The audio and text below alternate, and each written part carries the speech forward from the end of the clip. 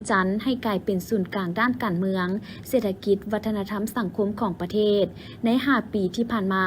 บรรลุได้ผลสำเร็จหลายด้านเช่นด้านการเมืองนครเมืองจันทร์รักษาได้ความสงบมั่นคงการปฏิบัติบทบาทนำพาของพรรคทุกขันได้รับการยกสูงขึ้น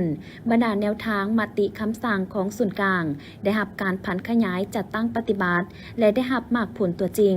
เศรษฐกิจได้รับการพัฒนาอย่างต่อเนื่องเฉลี่ย 5.34 ส่วนห้อยต่อปี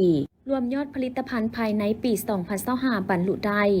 89,278.8 ตื้อกีบเฉลี่ยต่อหัวคนเท่ากับ 85.17 ล้านกีบโครงประกอบเศรษฐกิจได้มีการหันเปลี่ยนไปตามทิศทางที่กำหนดไว้ในนั้นคะแนนกสิกรรมลดลงจาก 14.3 ส่วนห้อยมาเป็น 13 ส่วนห้อยในปี 2025 อุตสาหกรรมลดลงจาก 49.5 ส่วนห้อยมาเป็น 49 ส่วนห้อยในปี 2025 และการบริการเพิ่มขึ้นจาก 36.2 ส่วนห้อยมาเป็น 38 ส่วนห้อยในปี 2025 การจัดตั้งปฏิบัติวาระแห่งชาติว่าด้วยการแก้ไขความยุ่งยากทางด้านเศรษฐกิจการเงินได้รับการจัดตั้งปฏิบัติพื้นฐานโครงหลังได้รับการพัฒนาตามแผนผังฉบับที่ 3 เขตเมืองเก่าได้รับการฟื้นฟูและบูรณารักษาการพัฒนาพื้นฐานโครงหลังหนทางได้รับการก่อสร้างและซ่อมแปลงทางด่วนเวียงจันทน์หาวังเวียงทางรถไฟลาวจีนเส้นทางเชื่อมต่อระหว่างเมืองและกับบรรดาแขวงแนวทางการต่างประเทศของภาคได้รับการจัดตั้งปฏิบัติอย่างตั้งหน้ามาฮอดปัจจุบันนครเมืองจันทน์ได้พัวพันและร่วมมือกับ19 ประเทศ74 นครแขวงและ7 เมืองสร้างเป็นนครมิตรภาพน้ำกันแล้ว17 นครแขวงเห็นได้ว่าบทบาทของนครเมืองจันทน์สูงเด่นขึ้นในเวทีภาคพื้นและสากลเพื่อสืบต่อพันขยายมติกล่องประชุมใหญ่ครั้งที่12ของภาคนครเมืองจันทน์จะสุ่มใส่สร้างนครหลวงเป็นศูนย์กลางทางด้านการเมืองการปกครองด้วยการรักษาบทบาทเป็นใจกลางรับประกันเสถียรภาพทางด้านการเมืองความสงบความปลอดภัยและความเป็นระเบียบเรียบร้อยในสังคมอย่างหนักแน่นรักษาความมั่นคงในระบบการเมืองด้วยการยกสูงบทบาทนำพาและความสามารถกำอำนาจของคณะพรรคที่เข้มแข็งในทุกขั้นสร้างนครเมืองจันทน์เป็นหัวหน่วยยุทธศาสตร์1ที่เข้มแข็งสร้างเมืองเป็นหัวหน่วยเข้มแข็งหอบด้านสร้างตาแสงเป็นหัวหน่วยบริการประชาชนให้ทั่วถึงและสร้างบ้านเป็นหัวหน่วยชุมชนที่เป็นเจ้าตนเองสุ่มใส่ปฏิบัตินโยบายของพรรคอย่างแข็งแรงด้วยการยู่แหงการหันเป็นทันสมัย Digitalization ในการบริการภาครัฐสร้างเมืองอัจฉริยะสมาร์ทซิตี้เพื่อลดผ่อนขั้นตอนที่ซับซ้อนสร้างความโปร่งใสและอำนวยความสะดวกสูงสุดให้แก่ประชาชนและภาคธุรกิจพร้อมนี้ก็จะสร้างนครหลวงเป็นศูนย์กลางด้านเศรษฐกิจการเติบโตด้วยการสร้างให้เป็นหัวจักรขับเคลื่อนเศรษฐกิจแห่งชาติด้วยนโยบายเศรษฐกิจเอกราชเป็นเจ้าตนเองโดยกำลังปานกลางหาเฮงสมทบกับลมมรสุมตะเวนออกเฉียงเหนือผัดปกคลุมซึ่งจะเฮ็ดให้อากาศหนาวเย็นอยู่ทั่วไปในแต่ละภาคพร้อมมีหมอกบางปกคลุมในตอนกลางคืนหาตอนเช้าและอากาศหนาวเย็นลายโดยเฉพาะอยู่เขตภาคเหนือด้านตะวันออกแขวงเซสมบูรณ์และเขตภูเพียงบริเวณพร้อมมีหมอกหนาปกคลุมในตอนเช้าและมีลมพัดแรงอยู่บางท้องถิ่นในนี้พยากรณ์อากาศแต่วันที่12-13 มกราคม 2026ภาคเหนือด้านตะวันออกแขวงพงสาลีหัวพันและเสียงขวางอากาศหนาวเย็นลายพร้อมมีหมอกหนาปกคลุมอยู่ทั่วไปในตอนเช้าและจะมีลมพัดแรงอยู่บางท้องถิ่นอุณหภูมิในระหว่าง7-23 องศาภาคเหนือด้านตะวันตกแขวงหลวงน้ำท้าบ่อแก้วอุดมไซหลวงพระบางและไสยบุรีอากาศหนาวเย็นหลายพร้อมมีหมอกหนาปกคลุมในตอนเช้าและจะมีลมพัดแรงเป็นบางโอกาสอุณหภูมิในระหว่าง10-28 องศานครหลวงวิจันทร์อากาศหนาวเย็นพร้อมมีหมอกบางปกคลุมอยู่ทั่วไปและจะมีลมพัดแรงอยู่บางบริเวณอุณหภูมิในระหว่าง13-26 องศาภาคกลางแขวงเวียงจันทน์บริคำไซคำมวนและสวรรณเขตอากาศหนาวเย็นเพราะมีหมอกบางปกคลุมอยู่ทั่วไปและมีหมอกหนาปกคลุมอยู่บางท้องถิ่นในตอนเช้าและมีลมพัดแรงอยู่บางท้องถิ่นอุณหภูมิในระหว่าง11-29 องศา แขวงเซสมบูรณ์หลักซาวและเมืองเวียงทองอากาศหนาวหลายเพราะมีหมอกหนาปกคลุมอยู่ทั่วไปในตอนเช้าและจะมีลมพัดแรงอยู่บางบริเวณอุณหภูมิในระหว่าง3-28องศาภาคใต้แขวงสารวันจำปาสักเซกองและอัตตปืออากาศหนาวเย็นเพราะมีหมอกบางปกคลุมอยู่ทั่วไปและจะมีลมพัดแรงอยู่บางท้องถิ่นอุณหภูมิในระหว่าง11-29องศาสำหรับเขตภูเพียงบริเวณอากาศหนาวเย็นหลายเพราะมีหมอกหนาปกคลุมอยู่ทั่วไปในตอนเช้าและมีลมพัดแรงอยู่บางโอกาสอุณหภูมิในระหว่าง3-22องศาคณะบริหารงานสาวหนุ่มประชาชนปฏิวัติลาวกระทรวงการเงินนำโดยสหายสมจิตคำมงคลเลขาคณะบริหารงานสาวหนุ่มกระทรวงการเงินหัวหน้าห้องการกระทรวงการเงินพร้อมโดยคณะได้นำเอาอุปกรณ์การศึกษาและกีฬาไปมอบให้แก่โรงเรียนวัฒนธรรมชนเผ่ากองทัพและกล่าวรับเครื่องช่วยเหลือในครั้งนี้โดยพันเอกวันไซวงปัญญาคณะอำนวยการหัวหน้าห้องพลาธิการเทคนิคโรงเรียนวัฒนธรรมชนเผ่ากองทัพในพิธีมอบรับอุปกรณ์การศึกษาและกีฬาสหายสมจิตคำมงคลได้ให้ฮู้ว่าอุปกรณ์การศึกษาและกีฬาในครั้งนี้เพื่อจะช่วยยกระดับการศึกษาและกีฬาให้กับน้องนักเรียนก็คือลูกหลานพนักงานทหารชนเผ่าต่างๆวีรชนแห่งชาตินักรบแข่งขันแห่งชาติแน่ใส่สร้างทรัพยากรมนุษย์ให้กับกองทัพสร้างพนักงานนักรบสร้างเป็นพนักงานหุ่นสืบทอดเปลี่ยนแทนอยู่ในทันแถวกองทัพให้มีความรู้ทางด้านวัฒนธรรมที่แน่นอนโดยแน่ใส่ความเหตุข้องต้องการและให้สอดคล้องกับจุดพิเศษเงื่อนไขระยะใหม่แห่งการเติบใหญ่ขยายตัวของกองทัพประชาชนลาวซึ่งอุปกรณ์ประกอบมีคอมพิวเตอร์2ชุดปรินเตอร์2ชุดปืม300แพ็คบิ๊กซาวกับสอดำ84แพ็คพร้อมด้วยอุปกรณ์การศึกษาและกีฬาหลายอย่างรวมมูลค่า71ล้านกีบในโอกาสนี้พันเอกวันไซวงปัญญาได้แสดงความขอบใจต่อกับคณะบริหารงานสาวหนุ่มประชาชนปฏิวัติลาวกระทรวงการเงินที่ได้นำเอาอุปกรณ์การศึกษาและกีฬามาช่วยเหลือให้กับโรงเรียนและให้คำมั่นสัญญาว่าจะนำใช้อุปกรณ์ในครั้งนี้เข้าในการเรียนการสอนให้เกิดประโยชน์สูงสุดเพื่อยกระดับการศึกษาของน้องนักเรียนให้นับมือนับดีขึ้นพร้อมกันนั้นสหายยังได้ให้ฮู้ว่าโรงเรียนวัฒนธรรมชนเผ่ากองทัพสั่งตั้งขึ้นในวันที่24มีนาคม2022เป็นโรงเรียนกินนอนมีหอพักมีเครื่องนุ่งห่มมีอัตรากินข้าวกินและเงินเบี้ยเลี้ยงเทียบเท่ากับทหารชั้น2ปัจจุบันการเรียนการสอนมัธยมต้นมี3ชั้นเรียนและมัธยมต้นปลายมี3ชั้นเรียนซึ่งในสุขเรียน2025-2026มีนักเรียนทั้งหมด672คนเป็นหญิง230คนสำหรับหลักสูตรการเรียนการสอนได้นำใช้หลักสูตรการศึกษาของมัธยมต้นและมัธยมปลายของกระทรวงศึกษาธิการและกีฬาฝั่งออกเมื่อสิ้นสุดการเรียนหรือเรียนจบบรรดานักเรียนผู้ที่เรียนดีเรียนเก่งมีสุขภาพแข็งแรงครบเงื่อนไขมาตรฐานที่ได้กำหนดไว้จะได้เข้าสังกัดในกองทัพเข้าเป้าหมายก่อสร้างเสนอเข้าทหารอาชีพเทียบชั้น10โทเอาเข้าเรียนใน10หรือไปเรียนวิชาเฉพาะต่างๆทางภายในและต่างประเทศเพื่อสร้างเป็นพนักงานหุ้นสืบทอดให้แก่กองทัพส่วนผู้ที่มีเงื่อนไขมาตรฐานบ่ครบถ้วนบ่สามารถสังกัดเข้าในกองทัพได้แต่ผู้เกี่ยวมีพรสวรรค์ทางด้านการศึกษามันจะส่งไปศึกษาคำเขียนต่อภายหลังสำเร็จการศึกษาแล้วมันจะส่งให้กับพ่อแม่หรือผู้ปกครองเพื่อประกอบอาชีพอื่นตามพื้นฐานของแต่ละท้องถิ่นพิธีได้จัดขึ้นในวันที่9 มังกร 2026ที่สโมสรบ้านดังกล่าวโดยการเข้าร่วมของทานนางมีนาพรไซสมภูประธานสภาประชาชนแขวงมีทานเวียนกวงมิ่งอำนวยการบริษัท TTC อัตตปือทานโหวงอกเฟืองห้องผู้อำนวยการใหญ่บริษัทปุ๋ยและเคมีพันธุ์ปีโตรเลียมมีขณะการที่เกี่ยวข้องของแขวงเมืองและบ้านเข้าร่วมเป็นสักขีพยานในพิธีทานนางโหวทีลานประธานบริษัทน้ำตาลอ้อย TTC อัตตปือได้รายงานให้ฮู้ว่าระบบน้ำสะอาดด้วยเทคโนโลยีที่มีกำลังการผลิต500 ลิตรต่อชั่วโมงทางนี้โดยแม่นบริษัทน้ำตาลอ้อย TTC อัตตปือจำกัดผู้เดียวและคู่ร่วมงานเป็นผู้ลงทุนเพื่อสนองแหล่งน้ำที่สะอาดประกอบส่วนเข้าในการปกปักรักษาและส่งเสริมสุขภาพของประชาชนภายในท้องถิ่นรวมมูลค่าการลงทุน 246 ล้านกีบซึ่งได้จัดตั้งปฏิบัติและสำเร็จเดือนพฤศจิกายน2025เป็นระบบผลิตน้ำสะอาดที่ก้าวหน้าทางรับประกันน้ำที่ผลิตแม่นได้ผ่านการกรองบรรลุมาตรฐานน้ำดื่มบรรจุขวดสามารถกำจัดธาตุแข็งละลายโลหะหนักเชื้อแบคทีเรียและไวรัสได้อย่างมีประสิทธิผลซึ่งกำลังการผลิตที่ออกแบบแม่นผลิตได้500 ลิตรต่อชั่วโมงสามารถตอบสนองความต้องการน้ำดื่มประจำวันให้แก่ประชาชนได้ประมาณ 3,350 คนภายในบ้านคำบงษาเมืองภูวงแขวงอัตตปือโอกาสดังกล่าวท่านนางมีนาพรไสสมภูได้มีคำเห็นว่าโครงการนี้มีความสำคัญหลายต่อประชาชนบ้านคำวงศาพอจะช่วยแก้ไขปัญหาการขาดแคลนน้ำดื่มน้ำใสที่สะอาดและลดผ่อนค่าใช้จ่ายในการซื้อน้ำดื่มของประชาชนทั้งเป็นการส่งเสริมสุขภาพและความเป็นอยู่ที่ดีอย่างยืนยงพร้อมทั้งแสดงความขอบใจ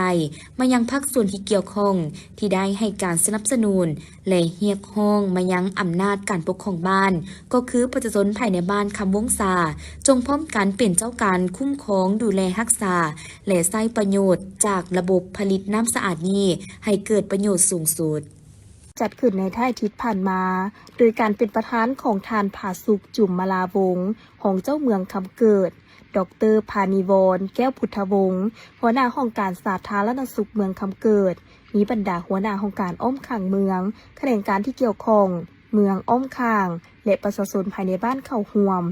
ดร.พานิวรณ์แก้วพุทธวงศ์ได้ขึ้นผ่านบทรายงานบ้านปุงป่าตาวเป็นบ้านโภชนาการตัวแบบว่าบ้านปุงป่าตาวเป็นบ้านหนึ่งที่ขึ้นกับเขตพ้นตาลเมืองคำเกิดห่างจากเทศบาล20 กิโลเมตรมีเนื้อที่ทั้งหมด 9,452 เฮกตาร์มีประชากร475 คนหญิง239 คนมีชนเผ่าเดียวมี78หลังคาเรือนการประเมินตัวซี่บอกที่ติดพันกับแขนงการต่างๆที่สามารถยั่งยืนถึงผลสำเร็จในการสร้างบ้านโภชนาการตัวแบบมีทั้งหมด25ตัวซี่บอกในนั้นแขนงแผนการ3ตัวซี่บอกกสิกรรม5ตัวซี่บอกศึกษา7ตัวซี่บอกและแขนงสาธารณสุข10ตัวซี่บอกซึ่งมันได้ชี้ให้เห็นกิจกรรมต่างๆที่ติดพันกับแต่ละแขนงการคือทีมงานโภชนาการห้องการสาธารณสุขเมืองได้สมทบกับสุขศาลาของบ้านเป้าหมายลงสุขศึกษาให้แก่กลุ่มเป้าหมายภายในบ้านในหัวข้อการรักษาสุขภาพในส่วงถือพาและเมลูกอ่อนโดยเน้นหนักการกินอาหารให้ถูกตามหลักโภชนาการการฝากท้องการเกิดลูกด้วยแพทย์ที่ชำนาญโดยถือเอาคำขวัญลูกเกิดรอดเดปลอดภัยเป็นสิ่งสำคัญการเลี้ยงลูกด้วยน้ำนมการปรุงแต่งอาหารเสริมให้เด็กตามวัยการรักษาสุขอนามัยในครัวเรือนได้ลงหิตกิจกรรมเสื่อมสารแจกย้ายยาอาซิดโฟลิกยาวิตามินอายาฆ่าเม็ดทองให้กลุ่มเป้าหมายเด็กลุ่ม5 ปีติดตามการเจริญเติบโตและประเมินสภาพโภชนาการของเด็กในทุก3 เดือนจากนั้นยังได้รับฟังการผ่านข้อตกลงฉบับเลขที่654/มคกลงวันที่25 ธันวาคม 2025มาด้วยการทับพ้องเอาบ้านปุงป่าตาวเป็นบ้านโภชนาการตัวแบบของเมืองคำเกิดให้เกียรติมอบไปยั่งยืนโดยทานผาสุกจุ่มมาลาวงศ์ของเจ้าเมืองคำเกิดพร้อมนั้นประธานคณะประธานและผู้เข้าร่วมได้ออกไปเปิดแผ่นป้ายลั่นโค้ง9 บาทและปล่อยปุ่มเป้าเพื่อประกาศบ้านปุงป่าตาวเมืองคำเกิดเป็นบ้านโภชนาการตัวแบบอย่างเป็นทางการสหกิจในโอกาสเข้าร่วมกล่องประชุมใหญ่ผู้แทนทั่วประเทศครั้งที่ 12 ของภาคประชาชนปฏิบัติลาวผ่านมานั้นปริญญาเอกพรประเสริฐอินทศรประธานกลุ่มบริษัท 3S พัฒนาได้ให้สัมภาษณ์ว่าตนเองรู้สึกดีใจและภาคภูมิใจที่ได้เข้าร่วมกล่องประชุมครั้งนี้ซึ่งเห็นได้ว่ากล่องประชุมเทื่อนี้สุดที่มีความหมายความสำคัญของพรรคของชาติเฮา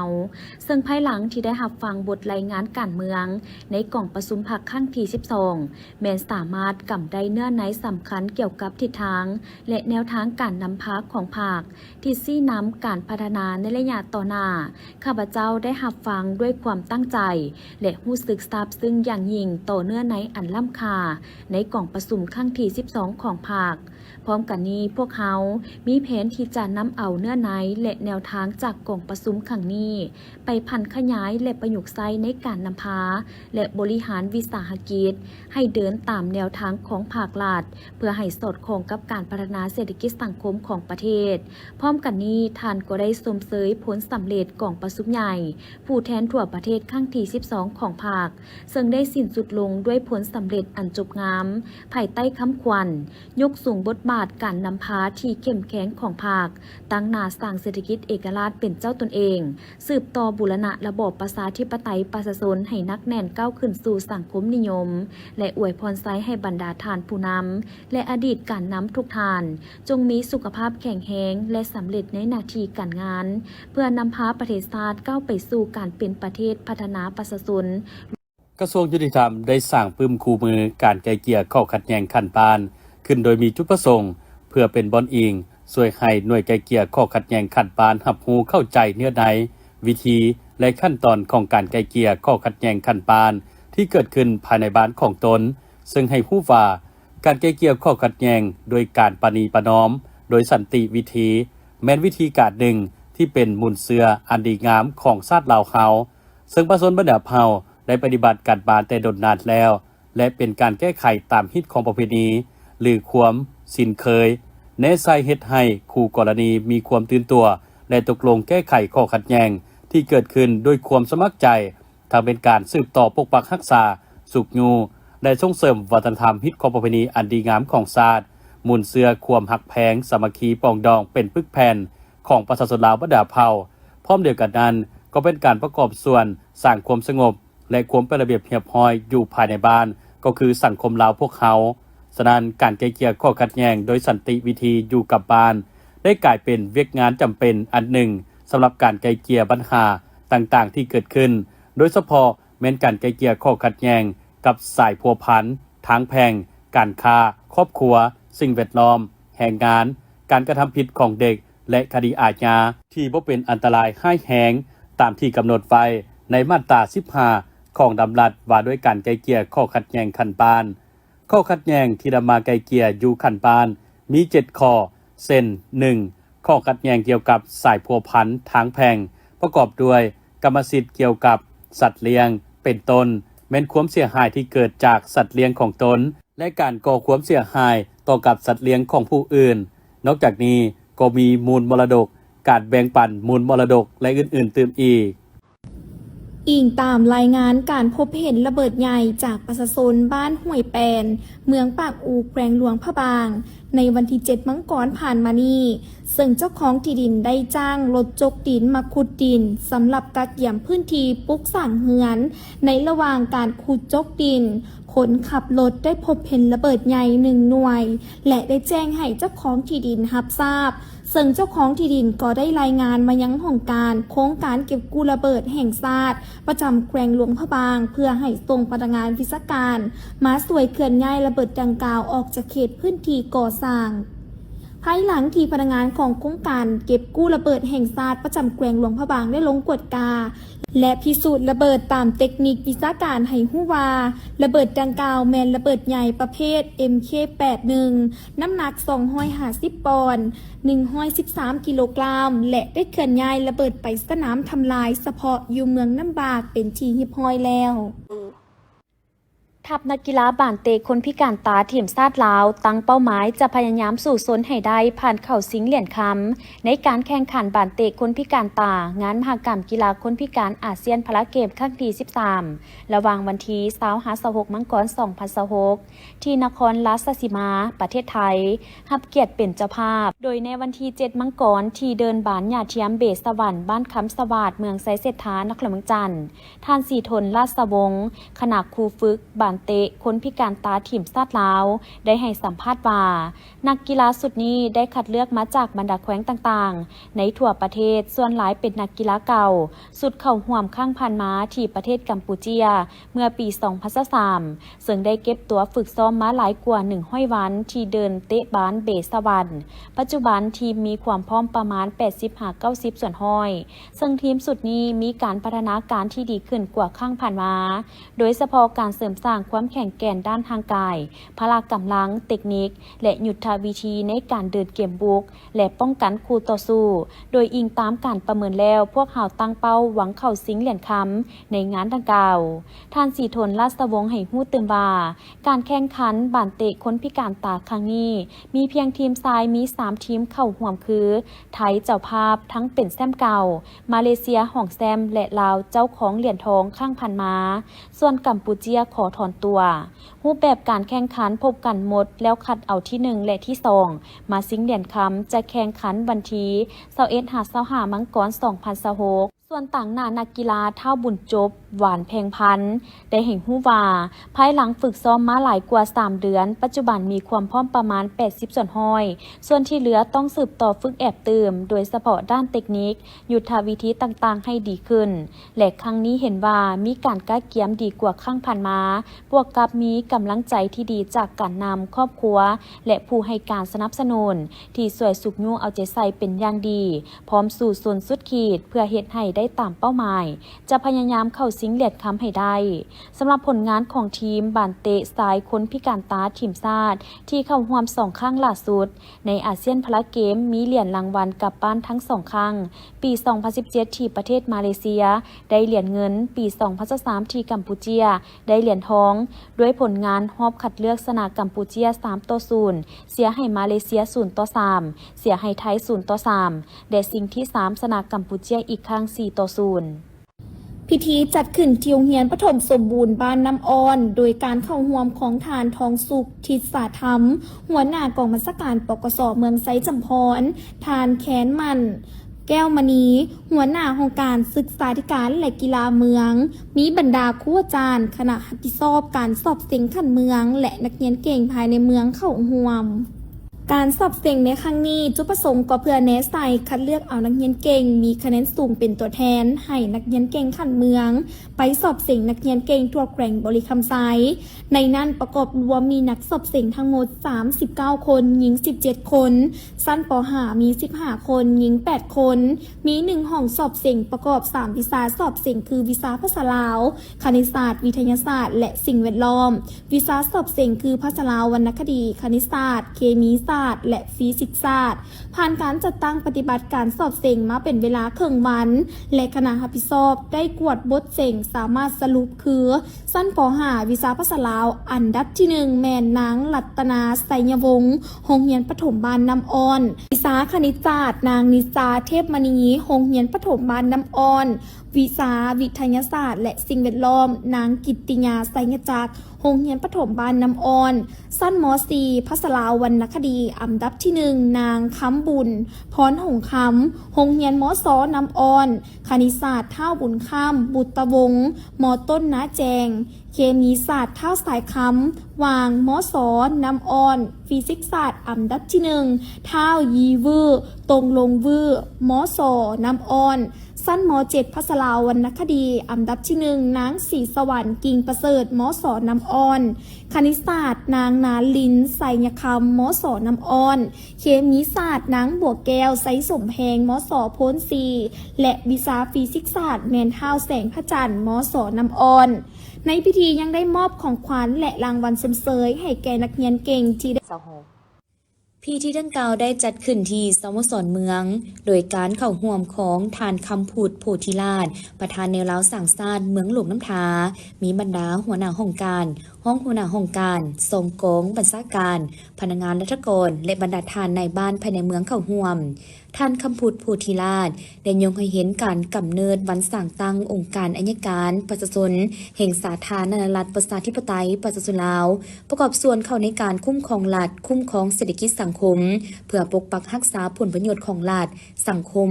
สิทธิและผลประโยชน์อันชอบธรรมของพลเมืองรับประกันให้สังคมมีความสงบความเป็นระเบียบเรียบร้อยและยุติธรรม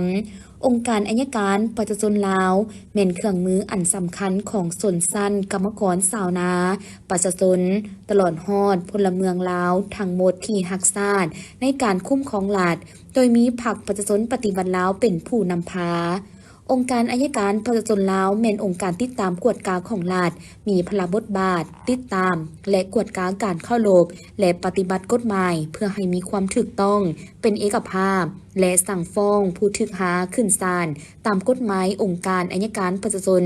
โดยแม่นภาคประชาชนปฏิบัติลาวเป็นผู้ศึกษาอบรมและฝึกฝนหล่อหลอมให้เป็นพนักงานอัยการประชาชนให้มีคุณธาตุการเมืองนักแน่นมีทัศนะลักมั่นสนสั้นมีความสัตย์ซื่อบริสุทธิ์มีจรรยาบรรณจรรยธรรมอันนักแน่นมีความกล้าหาญกล้าเหตุกล้าทำและกล้ารับผิดชอบสามารถเป็นที่พึ่งอันแน่นหนาของภาครัฐสภาประชาชนก็คือประชาชนบรรณเผ่าในการคุ้มครองรัฐคุ้มครองสังคมด้วยกฎหมาย ในวันที่9 มังกร 2026 นี้ที่กระทรวงการเงินได้จัดพิธีประดับเหรียญการระลึก50 ปี วันสถาปนาสาธารณรัฐประชาธิปไตยประชาชนลาวก็คือวันที่ 2 ธันวาคม 1975 หาวันที่ 2 ธันวาคม 2025 ให้บรรดาพนักงานคลังเงินแห่งรัฐโดยการเข้าร่วมของทานนางยอดแผงสมบัติหัวหน้าคลังเงินแห่งรัฐมีคณะกรมคณะแผนกพร้อมด้วยพนักงานวิชาการเข้าร่วม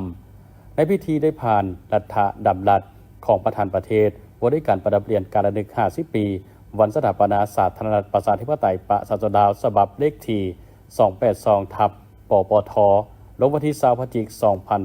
2025 ซึ่งประธานประเทศได้ออกรัฐดำรัฐประดับเหรียญการระลึกให้กับพนักงานรัฐกรประจำการและพนักงานบำนาญของกระทรวงการเงินทั้งหมด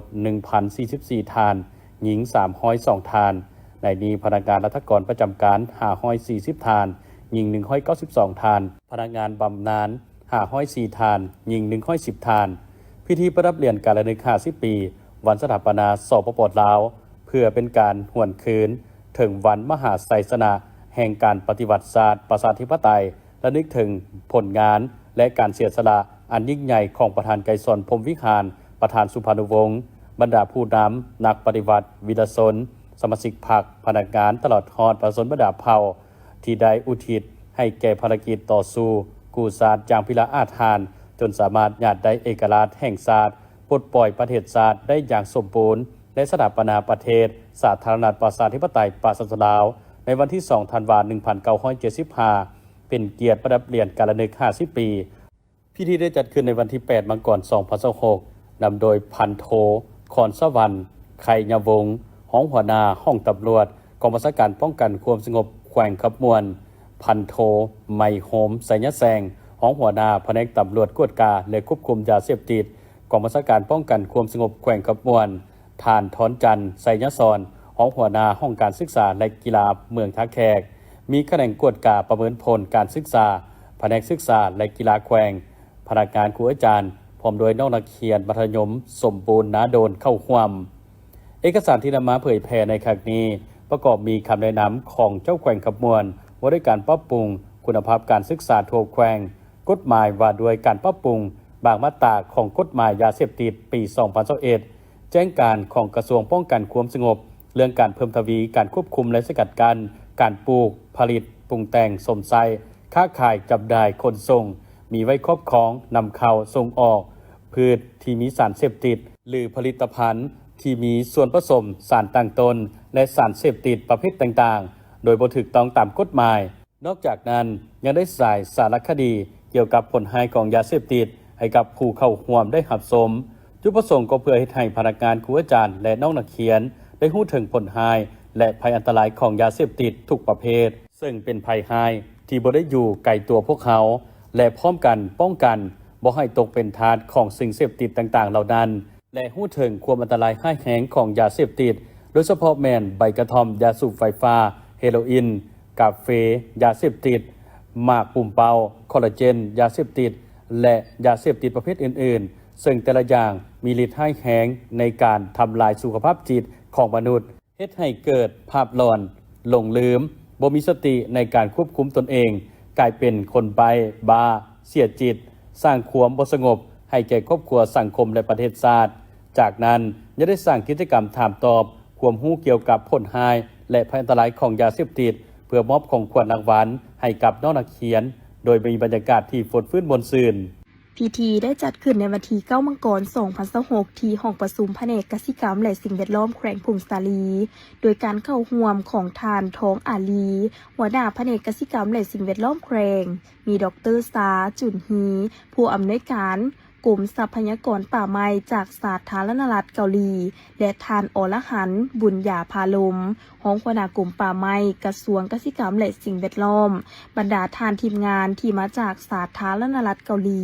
มาจากทีมงานกรมป่าไม้ทีมงานห้องการประสานงาน REDD บวกแล้วเกาหลีประจำนครหลวงจันทร์พนักงานวิชาการจากแขนงป่าไม้และกองคุ้มครอง3ประเภทป่าประจำแขวงพงศาลีเข้าร่วมการเปิดห้องประสานงานดังกล่าวแม่นเพื่อประเมินสาเหตุของการทำลายป่าไม้